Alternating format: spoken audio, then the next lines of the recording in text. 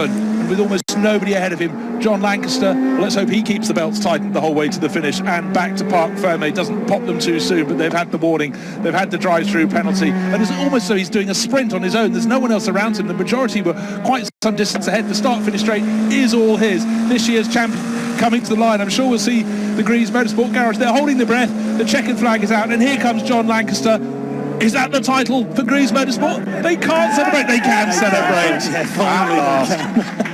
That was the longest lap in motor racing history for Gary Hirsch and for Bjorn Verdheim. You said he stopped breathing 3 minutes ago. I think the end of his nose was going blue, frankly, but he's managed to hold on. The coolest man in the house, John Lancaster. I mean, I'm sure if you'd asked those drivers where would they prefer to be, in the car doing the final lap or watching from the pit garage, no question they prefer to be in the Gibson in full control of the situation. But because of that second place finish, Greaves Motorsport are awarded 18 points. Add that to the 75 they already had. They finish with 93 points. Thierry by TDS Racing get the full 25. That puts them on 91.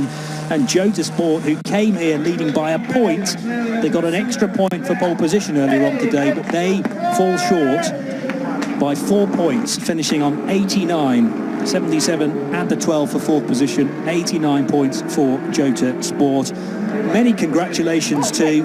Just a point or two away, but John Lancaster, hands over his face, double fist punch as he comes to a halt. Out of the car, here's the driver who was having to bite his tongue early on, doesn't have to bite it now. The team has had the stop-go penalty, and yet still they managed to achieve, in no small part, to Lancaster's speed in the car, second place on the track, and that was what they required for Greaves Motorsport to take the title. Yeah, they can all joke with Gary Hirsch now to say, you nearly cost us that title, you know. But I think if you're buying the drinks tonight, because he's the one who put the difficulty in, Ludo Baddy goes up, great sportsman, to say, well done, Pierre Thierry, congratulating them. Couldn't have been much closer. So Thierry by TDS take the victory today, but the title to Greaves Motorsport.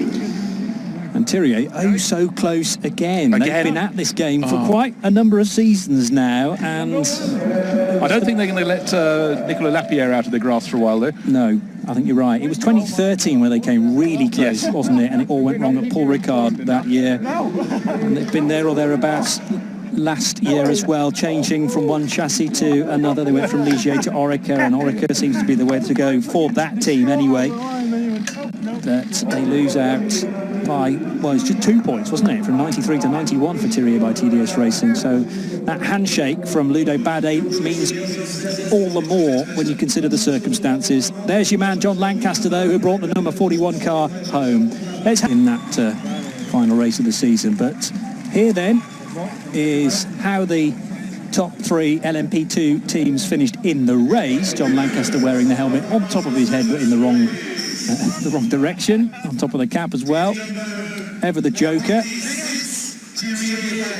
So let's welcome to the podium now the winners, and just missing out on the championship from Thierry by TDS Racing, Ludo Badé, Nicolas Lapierre and Pierre Thierry himself. And here's the national anthem for the winning team.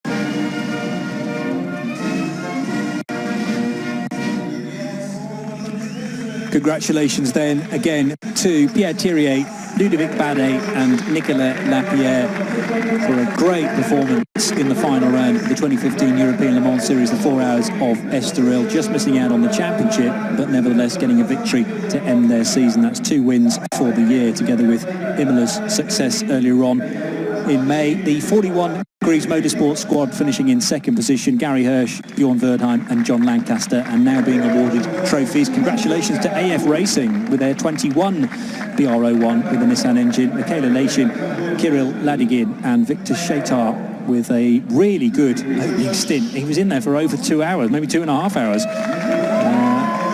Had a similar situation at Paul Ricard, not with him but with another driver who just kept going on and on and on, and then eventually it was time to hand over to the co-drivers. But Shaitar's efforts there have put that car on the podium, I'd say.